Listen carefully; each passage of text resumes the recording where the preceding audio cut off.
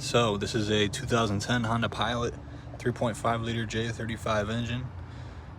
Cylinder 5 and 6 was misfiring and did everything to it. New injectors, new plugs, new coils, did a compression test, everything passed. Nothing changed, did fuel pressure, nothing changed.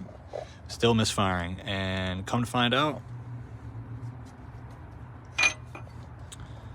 yep, cam snapped in half. The engine still ran, it just ran on 4 cylinders and it just seemed like a normal misfire. Didn't hear any weird noises coming from the engine bay, and that's it. So needs a new cam, possibly a whole new head.